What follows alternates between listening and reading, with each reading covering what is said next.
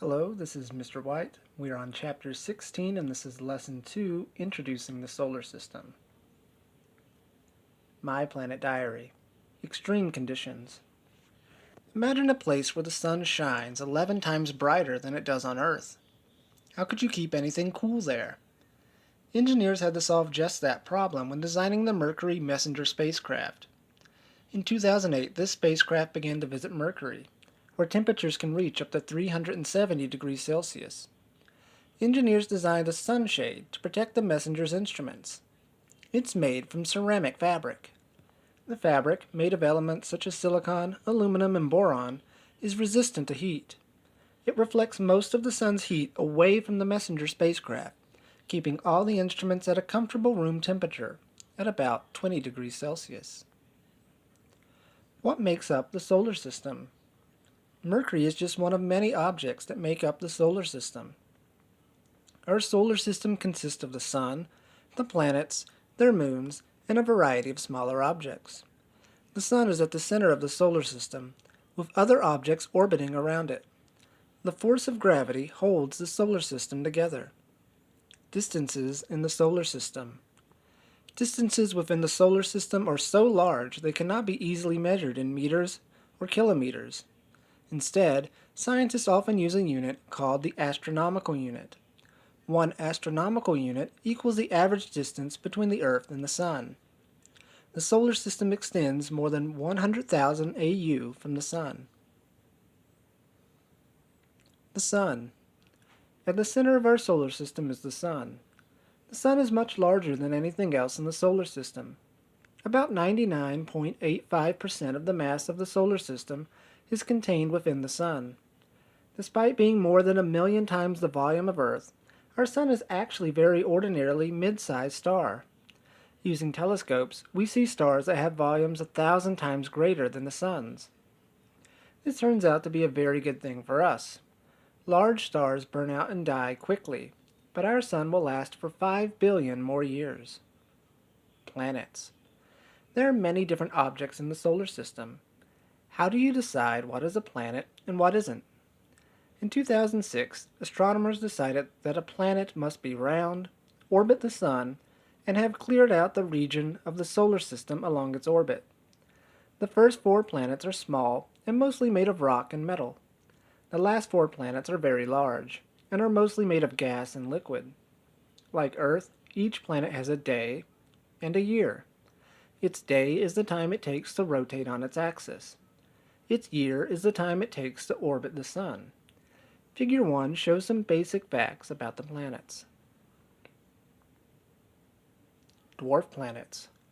For many years, Pluto was considered the 9th planet in the solar system, but Pluto shares the area of its orbit with other objects. Pluto is now considered a dwarf planet. A dwarf planet is an object that orbits the Sun and has enough gravity to be spherical, but has not cleared the area of its orbit. There are 5 known dwarf planets in our solar system: Pluto, Eris, Ceres, Makemake, and Haumea. As scientists discover more distant objects, the number of dwarf planets might grow. Satellites. Except for Mercury and Venus, every planet in the solar system has at least one natural satellite, or moon. Earth has the fewest moons, with just 1. Jupiter and Saturn each have more than 60. Some dwarf planets also have satellites. Smaller objects. The solar system also includes many smaller objects that orbit the Sun. Some, called asteroids, are small, mostly rocky bodies. Many asteroids are found in an area between the orbits of Mars and Jupiter. Comets are another large group of solar system objects. Comets are loose balls of ice and rock that usually have very long, narrow orbits. How did the solar system form? Where did the objects in the solar system come from? Scientists think the solar system formed about 4.6 billion years ago, from a cloud of hydrogen, helium, rock, ice, and other materials pulled together by gravity. A spinning disk. The process began as gravity pulled the cloud's material together. The cloud collapsed and started to rotate, forming a disk. Most of the material was pulled to the center. As this material became tightly packed, it got hotter, and the pressure on it increased. Eventually, the temperature and pressure became so high that hydrogen atoms were pressed together to form helium. This process, called nuclear fusion, releases large amounts of energy.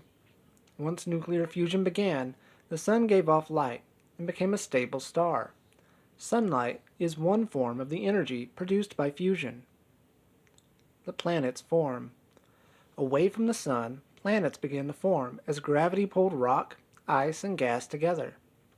The rock and ice formed small bodies called planetesimals.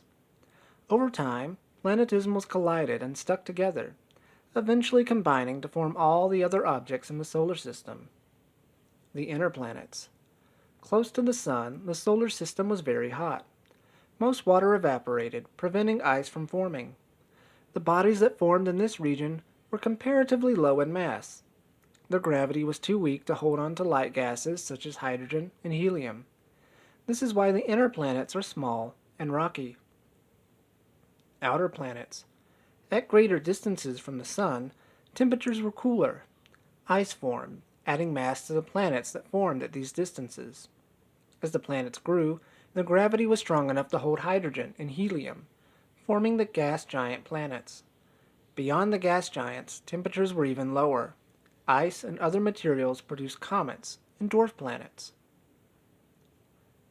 Oh, that was that.